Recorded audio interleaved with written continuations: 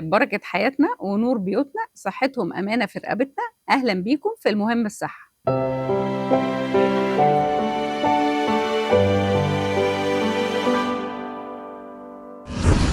ايه اهم الفحوصات اللي لازم الكبار يعملوها بشكل دوري حتى لو ما بيشتكوش من حاجة؟ ده سؤال مهم جدا. كبار السن حتى لو ما عندهمش أي أمراض مزمنة لازم يكشفوا بشكل دوري. الكشف ده الهدف منه الاكتشاف المبكر للأمراض. احنا بنعمل ايه؟ لازم نطمن على صحة كبار السن، ففي فحوصات وكشوفات دورية لازم بنعملها. فلازم كبار السن يقيسوا الضغط عند طبعا الطبيب على الأقل مرة في السنة.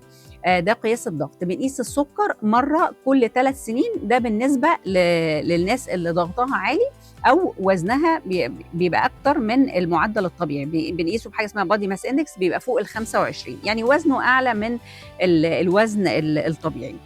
بنقيس الكوليسترول في الجسم كل 5 سنين، ده طبعا للمرضى زي ما قلنا اللي ما بيشتكوش من حاجه. لو ده مريض مثلا سكر، مريض قلب، مريض كوليسترول، لا طبعا ممكن بنعمل تحليل كوليسترول ده مره كل 6 شهور او تبعا لحالته. السيدات بنعمل تحليل الغده الدرقيه سنويا مره كل سنه.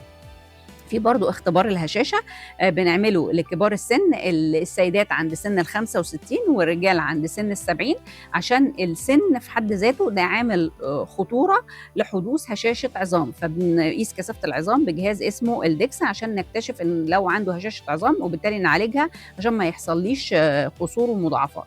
بنعمل تقييم لمشاكل النظر ومشاكل السمع برضو على الأقل مرة واحدة سنويا، عشان مشاكل النظر والسمع بتشكلي طبعا مشكلة كبيرة جدا لكبار السن، وممكن تخليهم عرضة للعزلة وإن هم يقعوا بعد شر يحصل لهم قصور ومشاكل كتير نتيجة مشاكل النظر والسمع.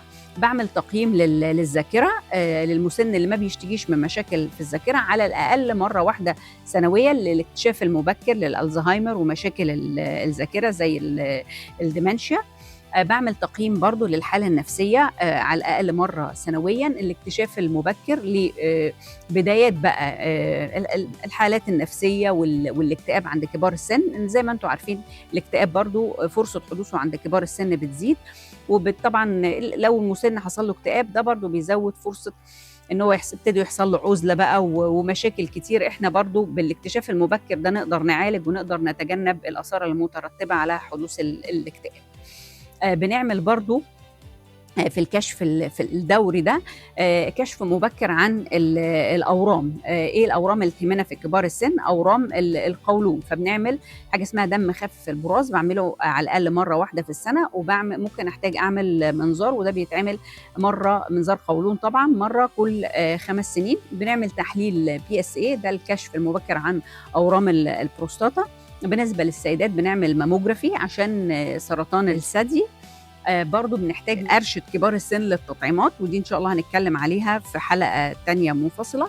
التطعيمات مهمة جدا لكبار السن إن هي بتقيهم من مضاعفات الأمراض. بنعمل برضو تقييم لحالة التغذية بالنسبة للمسنين. زي ما انتم عارفين المسنين عرضة لسوء التغذية، فبعمل تقييم بأسئلة معينة بسألها لكبار السن، وبعض القياسات بقيسها زي قياسات الوزن وقياسات تانية عشان أكتشف بدايات سوء تغذية وطبعا أعالجها. ده برضو التقييم ده بيتعمل على الأقل مرة في السنة لاكتشاف سوء التغذية عند كبار السن. بعمل تقييم برضو هل المسن ده عرضة إن هو يقع للسقوط ولا لأ، ده بيتعمل برضو مرة واحدة سنويا. الهدف منه إن هو لو عنده مشاكل تؤدي إن هو بيقع كتير بعالجها، زي مثلا مشكلة في النظر، مشكلة في السمع، مشكلة في الأعصاب، مشكلة في خشونة الركبة. بقيم الوضع وبعالج السبب عشان ما يوقعش، وبالتالي ما يحصلوش قصور وما يحصلوش مضاعفات نتيجة المشكلة اللي عنده دي.